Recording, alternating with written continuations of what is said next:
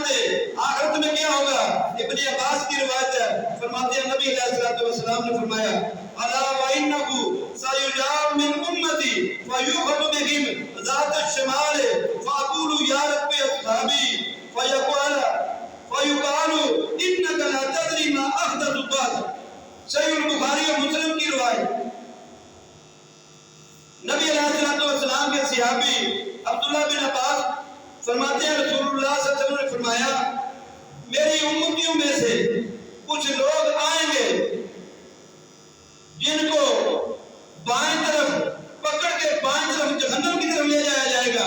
تو میں کیا کہوں گا، اے میرے رب یہ تو میرے ساتھی ہیں، یہ تو میرے ساتھی ہیں، تو مجھے بتایا جائے گا انکا لا تدری، بے شک تسی نہیں جانتے، بے شک آپ نہیں جانتے ما احدثوا بعدک، کہ انہوں نے تمہارے بعد کتنی دین میں نئی چیزیں شامل کر کے ان کو دین بنا لیا، کتنی بدعتوں پہ عمل کیا۔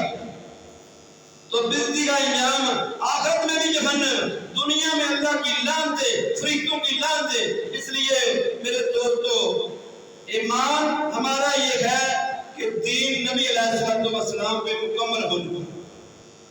جس بندے کا یہ ایمان ہوگا وہ عمل وہی کرے گا جو آپ صلی اللہ علیہ وسلم اور آپ کے اصحاب نے کر کے بتلا دیے۔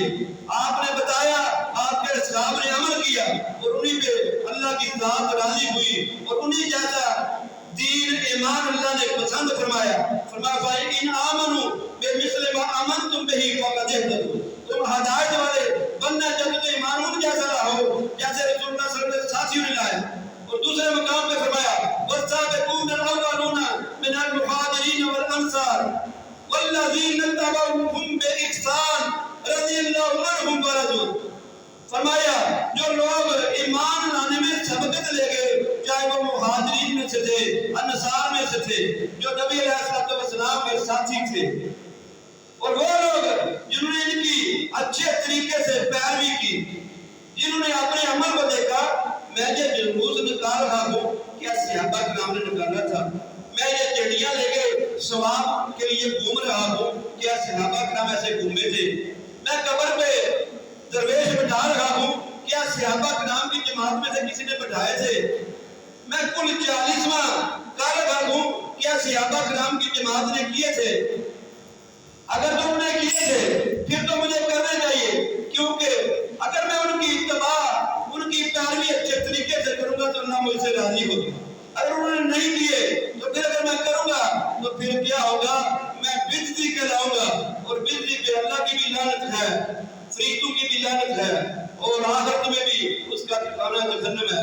اللہ کی ذات مجھے اور آپ کو بدعتی ہونے سے محفوظ فرمائے اور بدعت کے کاموں سے ان میں شریک ہونے سے بھی محفوظ فرمائے، اور بدعت کی تعظیم اور انہیں پناہ دینے سے بھی بچائے، اور ان سے اپنے تعلقوں کے متعلق، اپنے دوستیوں کے متعلق اپنے آپ کو سمجھنے کی اور اپنے آپ کو سیدھا کرنے کی توفیق عطا فرمائے۔ اللہ تبارک و تعالیٰ جو کوئی بیان فرمایا اس پہ مجھے اور آپ کو عمل کرنے والا بنائے، اگر کوئی کمی کوتاہی ہو اللہ کی ذات میں معاف فرمائے۔